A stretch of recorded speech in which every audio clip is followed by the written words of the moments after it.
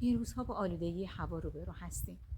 این آلودگی نه تنها به ریه بلکه تمام بدن، ذهن و احساسات ما رو درگیر میکنه و التهاب مزمن ایجاد میشه در بدن. سیستم عصبی حالت تهدید در میاد، هورمون از تعادل خارج میشه و سیستم ایمنی بدن کاهش چشمگیری خواهد داشت.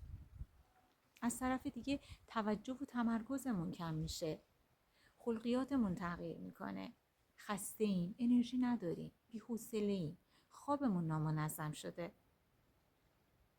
و علائم و نشانه‌های جسمی بروز پیدا میکنه.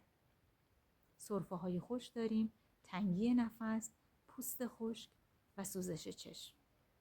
چند نکته مهم: بین ساعت 6 تا 10 صبح و ساعت 7 تا 10 شب تا جایی که امکانش هست از منزل خارج نشید، چون ذرات آلاینده در این ساعات به حد اکثر خودش میرسه و میتونه خیلی آسیبزا باشه.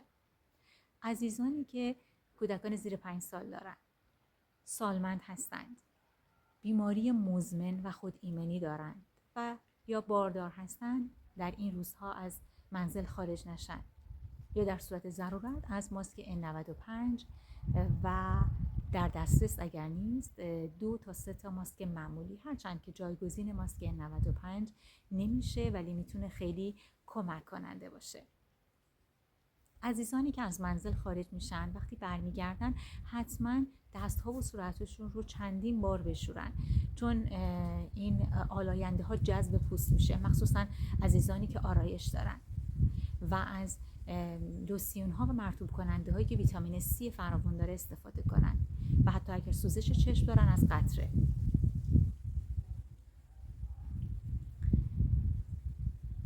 در منزل حتما مطمئن بشیم که درها و پنجره ها بسته است و در صورت امکان از تصفیه هوا که فیلتر داره استفاده بکنیم. به طور معمول توصیه میشه که در روز 8 لیوان آب مصرف بشه، اما این روزها 10 یا بیشتر مصرف بکنید و از نوشیدن مایعاتی که قند ساده دارن خودداری کنید.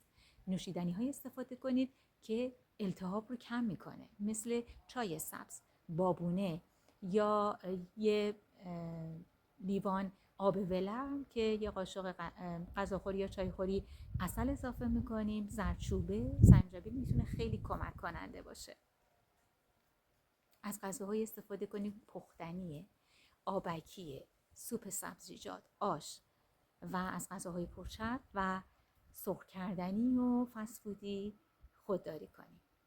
میوه ها و سبزیجات تازه استفاده کنیم، میوه هایی که سرشار از ویتامین C و E هستند، مثل پرتقال، لیمو شیرین، کیوی، آووکادو، سبزیجاتی که برگ سبز تیره رنگی دارن، میتونه خیلی کمک کننده باشه. در فضای خونه از گیاهانی استفاده بکنید که اکسیژن رسانی میکنن، هوای داخل خونه رو تصفیه میکنن، مثل بامبو، کاکتوس، سانسووریا. اینها میتونن خیلی کمک کننده باشن. گیاه پتوس میتونه اکسیژن رسانی خوبی بکنه و فضای خونه رو تصفیه بکنن. در این روزها ورزش در فضای باز خودداری بکنید، در داخل منزل یوگا، مدیتیشن انجام بدید و تنفس دیافراگمی خیلی میتونه کمک بکنه، هم به ذهن هم به جسم. 4 ثانیه دم، 4 ثانیه نگه دارید و 4 ثانیه هم بازدم عمیقی داشته باشیم. و نکته نهایی این که عزیزانی که بیماری مزمن و خود ایمنی دارن حتما اطرافیان این کنترل داشته باشن که داروهاشون رو در زمان خودش مصرف بکنن و در صورت اینکه دچار تنگی نفس و درد قفسه سینه شدن به اورژانس و پزشک مراجعه بکنن.